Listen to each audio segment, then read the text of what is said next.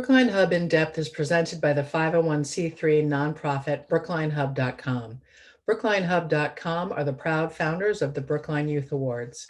Now in its 11th year, the Brookline Youth Awards is an opportunity for Brookline residents to hear about the character, challenges, and dreams of its young people, as well as adults, dedicated to their success through the power and intimacy of video interviews shown on the big screen at the Coolidge Corner Theater.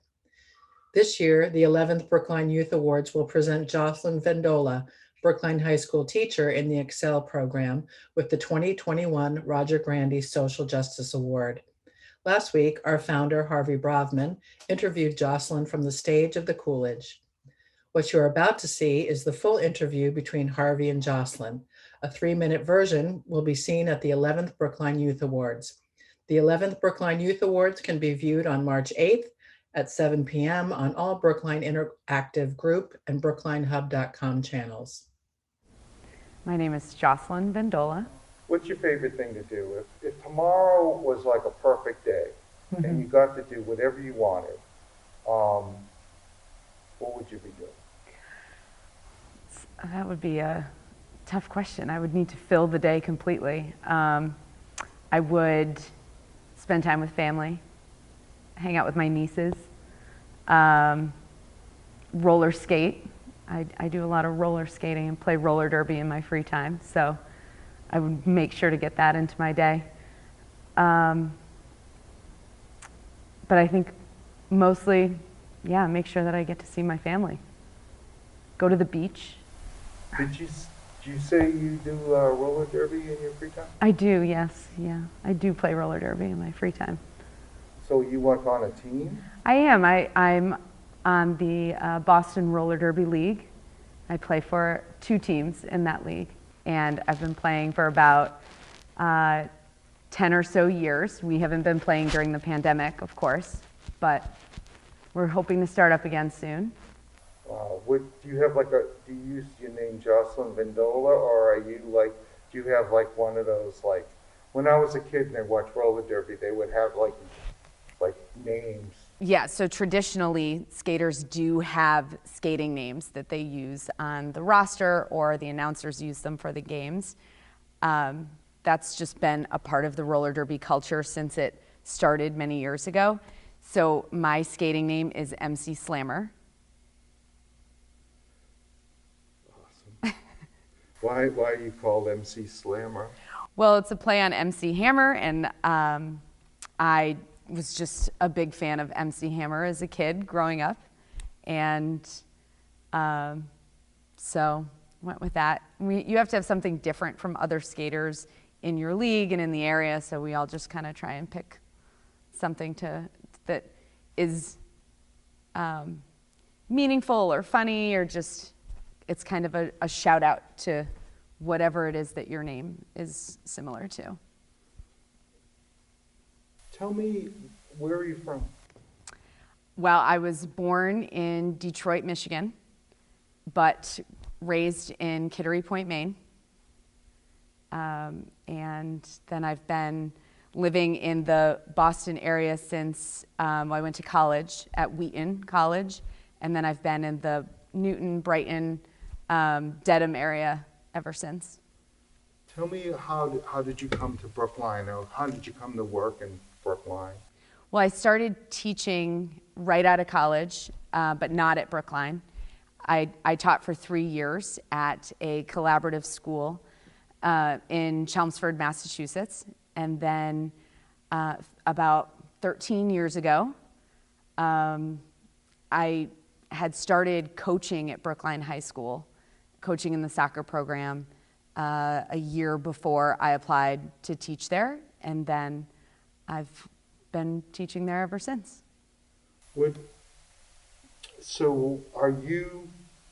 Tell me, like, what subjects you teach, So I teach math in a small alternative program, and I teach the grades from 9th grade through 12th grade. So I teach various levels of math classes. And when you say alternative program, what does that mean? So I teach in the Excel program. So the Excel program is a substantially separate special education program at Brookline High School, and I have been teaching there for 13 years. So, and what makes teaching in the Excel program special for you? Is there a reason why you're in that program? So it's a small program, which I love because it has sort of a family feel to it. You get to know your students really well, build close relationships with your students and your coworkers. And we've all been there for quite a while now. But I think that's the best part of teaching is really getting to know the students that you work with. So when we have fewer than 30 students in the program, you're able to just spend a lot more time with each one individually, get to know them really well, and get to know their families really well. So, is there any other like sort of volunteer work that you did? Anything that would have led to like the last year? So really not related volunteer work, no, but what led to the last year is just really about a month before the schools shut down. I was speaking with one of my coworkers, a social worker, Karen Kennedy at the high school, and just started to think about how the possibility of Brookline closing was going to impact many of my students, but many students that I don't work with directly, all of which do participate in the free and reduced lunch program in Brookline. So if schools closed, that would be an immediate food insecurity issue for families who rely on that program without yet having a plan. And they did get the free and reduced lunch program going for all families, but it was sort of that initial, if this happens, we're going to see an immediate problem. So what can we kind of do to prepare for that?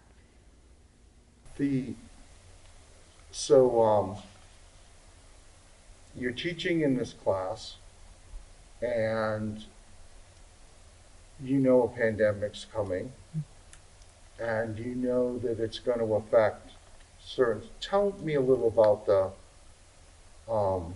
the free and reduced lunch program. So the free and reduced lunch program is the program across all Brookline schools and many towns where students are able to get their breakfast and their lunch from school either for no cost or very low cost. And I would imagine that if a student needed this to be at no cost, then that could be like their major meal for the day, right? So some students, to varying degrees, they do rely on those meals. So to immediately, all of a sudden, not have them anymore without a plan, that we saw that as being a really big issue. How many students are we talking about who are in this, or face food insecurity in Brookline? Well, the number of students that face food insecurity is, it's a little tough for me to estimate. I do know that at the start of the pandemic, we were delivering food to 19 families. Over the course of the year, the number of families has increased to 48-ish, depending on the month, and sort of just who needs food at that time. The students that were immediately part of the program that I was working with are students that I know personally. So those families, it was very easy to contact them and make sure that we were able to get them some food and some supplies, especially once there were not, I guess, there were shortages in some ways, and certain items became harder to find for people. So we were able to sort of fill that need. So that was 19 families at first. Now that number has grown for these monthly food drives. However, the Brookline Food Pantry is a separate but another organization that is also working to fight food insecurity in Brookline, and they do an amazing job. I have partnered and worked with them a little bit as the food drives have gone on, and they have been supportive and have offered additional resources that they have to support the drives that I've been running. But their numbers have increased. They have a 400% increase in the number of families that they've been working with over the course of the pandemic. Tell me about how this whole operation worked. So how did you get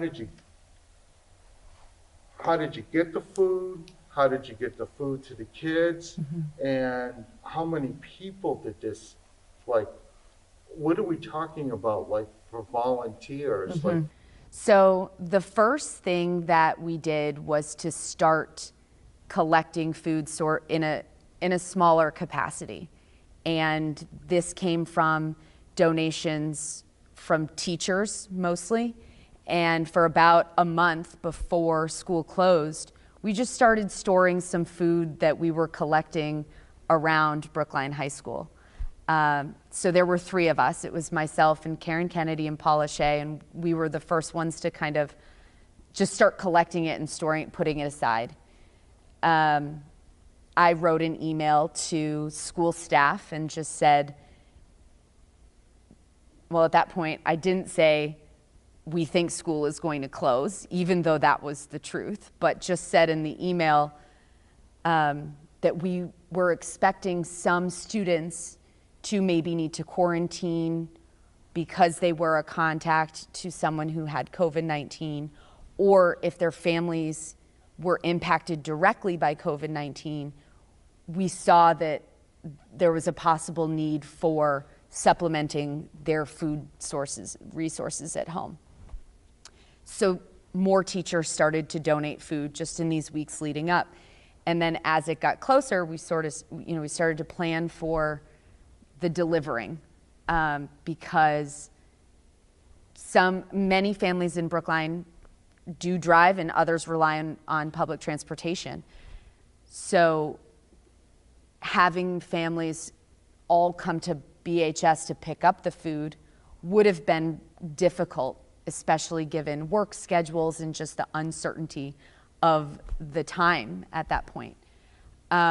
So the school was closed on a Thursday evening. Friday morning, we filled one of the Brookline High School vans and we drove around, and it was myself and Karen and Paula, and we drove around with a couple other volunteers, and we delivered the food to those 19 original families that we had just spoken with before and said, look, if this does happen, we're going to be there, and we will get you things that you need. So leading up to it as well, in conversations with our students in Brookline within the Excel program, we just kind of told them, we were up front with them, they were watching the news, they knew that there were schools starting to close out on the West Coast, and we said to them, this could be us very soon.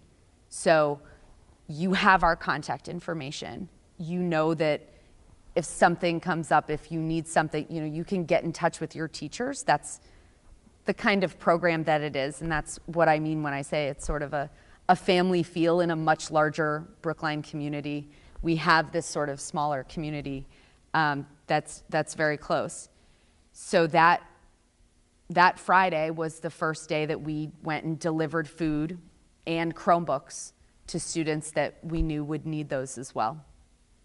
So that we knew we'd be able to keep in touch with them.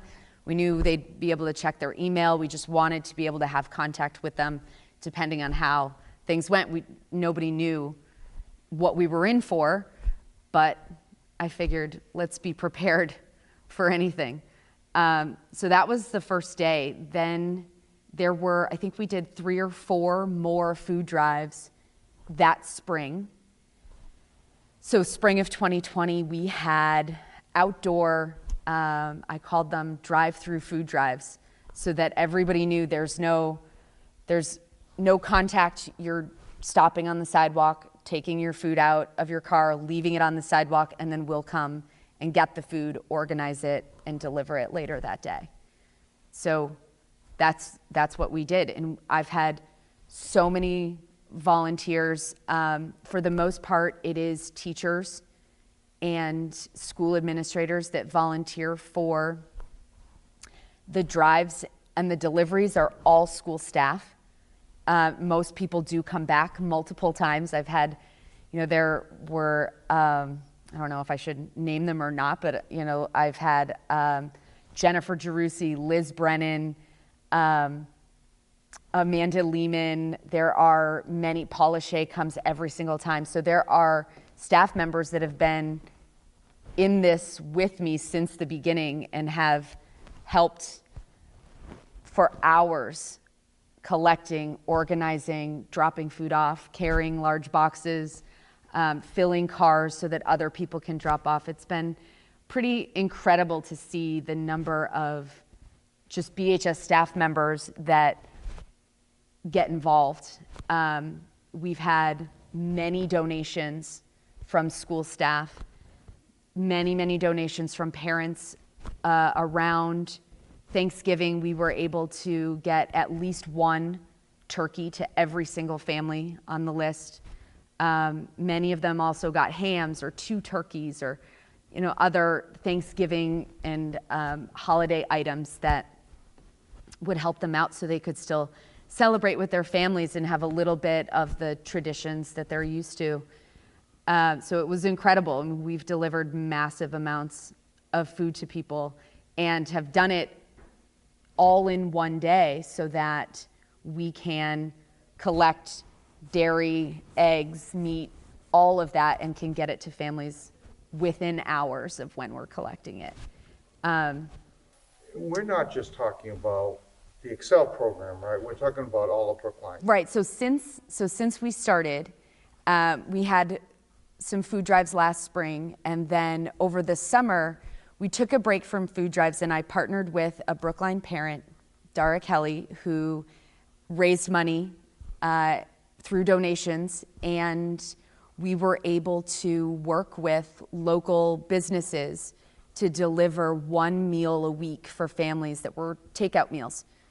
So instead of the food drives, we took a break from that over the summer, and instead, 1 day a week, I would pick up the meals, and I had help. I had, my go-to people, Liz Brennan and Jennifer Gerusi, and other people that will, just drop everything to come and help out with these, and they would help me deliver once a week to all of these same families. So I think we had about 20 or 21 families at that point that we were delivering takeout meals to.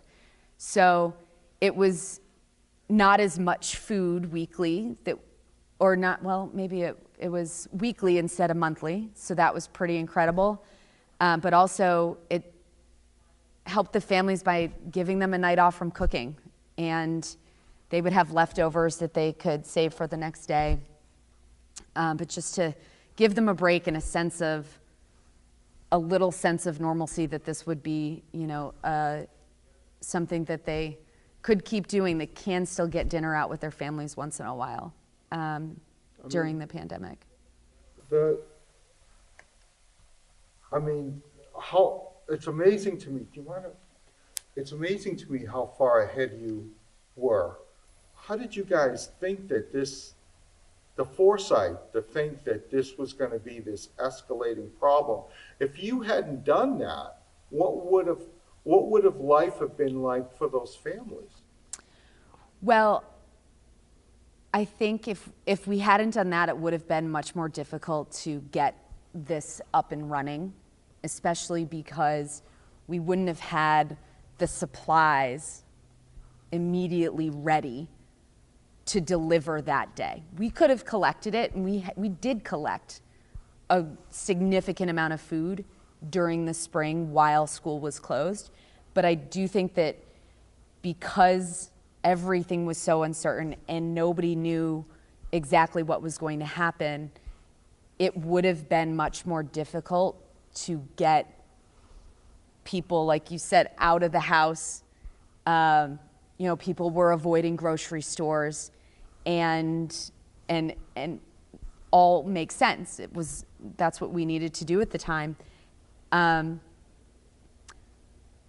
It would have been much more difficult. I'm very glad that we did think of this. I don't know what it would have been like. I think, there would have been other BHS staff members right with me looking for ways, figuring out how we were going to help families that we knew were in need. And luckily the school meals program did get up and running, and that also helped. But I think, there was a period of time where the shelves were empty and people couldn't find milk and couldn't find toilet paper. So in those times we had stuff ready, but then we also soon figured out how we could collect more and we could keep this going, even though things were just so difficult and scary. And yeah. What's the reaction to your efforts? What's that been like from people that you've helped? I know they're very grateful. I don't know all of the people at this point. I haven't met all of the families because there's so many now and we get so many volunteers. I haven't even met all of them. So we went from, 3 of us doing all of the deliveries to now we have so many volunteers that a lot of times I don't even get out of the school to go and make the deliveries. So I'm there sort of organizing and collecting things. The best part of this entire process has really been just building that relationship with families. I think making sure that they know this entire year that I and Brookline High School and so many staff members are right there with them this entire time. And we'll do what we can. It's, for me, I think, I keep going back to, this was the most important work during the pandemic. The teaching and the Zoom lessons and all of that stuff, it happened and it was, different and weird and we figured it out, but really getting through this as a community and helping our families who might need a little bit more assistance during this time, that was the most important piece of it. So I know that they're grateful and they know that we are there and we'll help them no matter whatever we can do. And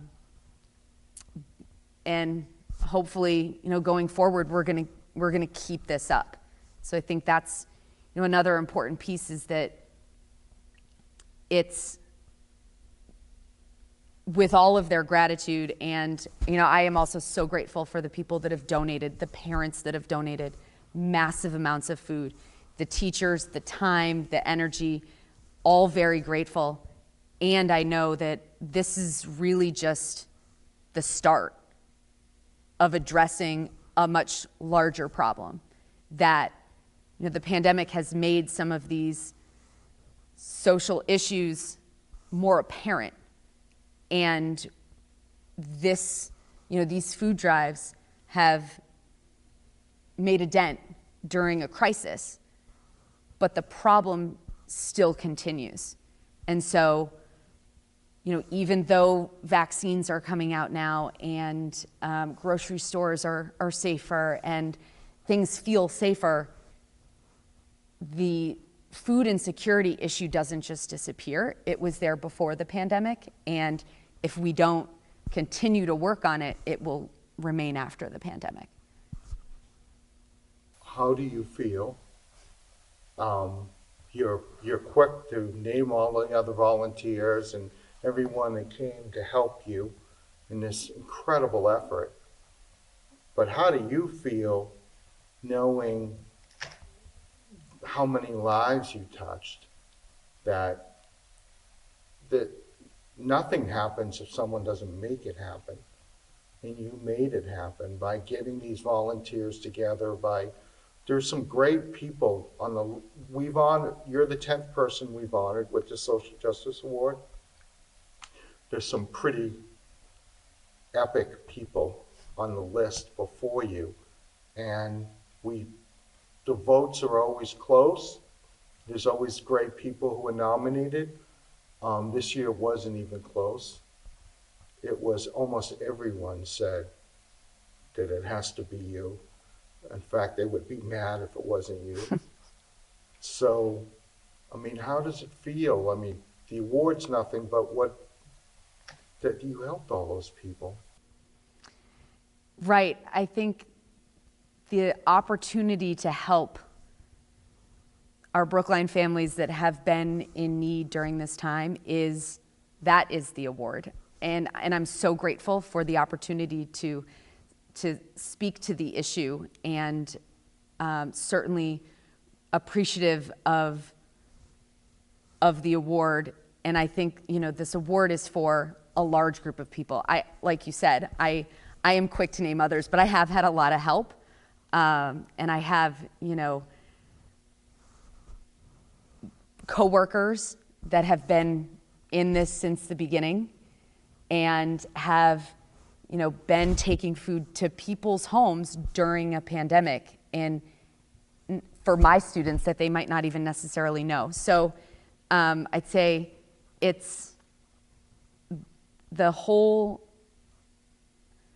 I guess if you asked me last year, I never would have thought that this was the way that everything would kind of play out. I didn't expect such an incredible outcome. I really just anticipated that there would be a problem, and just tried to start something to address it. I feel like I should be naming all of the people that have been. I think they know that you appreciate them. And I also think that there's a lot of parents and kids who can't wait for the pandemic to be over, and you're one of the first people that they're going to want to hug. Because you changed the pandemic for a lot of people. I don't think what's worse than food insecurity, water insecurity, air insecurity. Right. That's about as basic as you can get. Do you have any message for the young people? So we're honoring 106 this year, I think. Anything that you want to tell them? Oh gosh. I think I would share with the young people and everyone.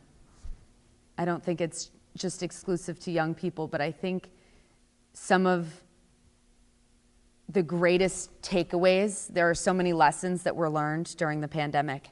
And I think that the greatest takeaway for me and for everyone, and people do this. I know that teachers do this and school administrators do this, but just always working to anticipate the barriers that are going to be in the way for people and figuring out creative ways to help them overcome those barriers or to remove those barriers altogether. So with a crisis on the horizon, I think, I was able to, but with help, we were able to anticipate what the most immediate need was going to be and get a jump start on that.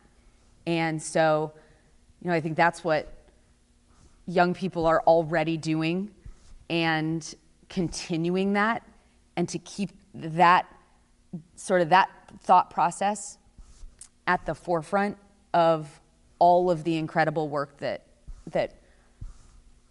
young people are doing, that school staff are doing. So I think that's really huge. I also think that, and I mentioned this a little bit before, but this award and my work over the last year, I hope that it's viewed as a call to action rather than a problem that has been solved by someone or a group of people. I mentioned the Brookline Food Pantry. They do incredible work.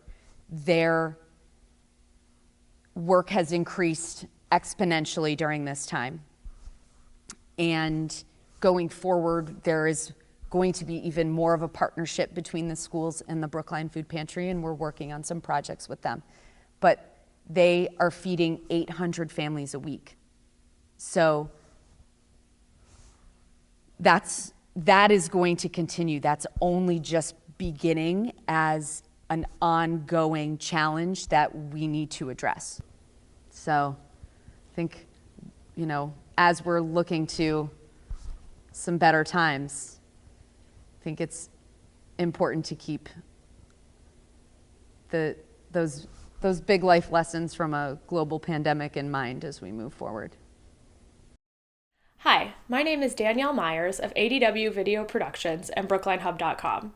BrooklineHub.com is a 501c3 nonprofit online publication dedicated to community building through local reporting and events. 2 years ago, we screened a short film as part of this event that I had the privilege of working on. Brookline Facing Civil Rights was produced by our founder, Harvey Bravman. The film is about the experiences of African Americans who helped break the wall of segregation that existed in Brookline before the civil rights laws were passed in the 1960s. Last year, the film sold out the Coolidge Corner Theater and included a panel discussion on inclusivity. You can stream the film and the discussion on BrooklineHub.com in exchange for a donation to the Brookline Community Foundation's Safety Net Fund. You can also stream Soul Witness, a film that features interviews with Brookline Holocaust survivors conducted 30 years ago, on soulwitness.org.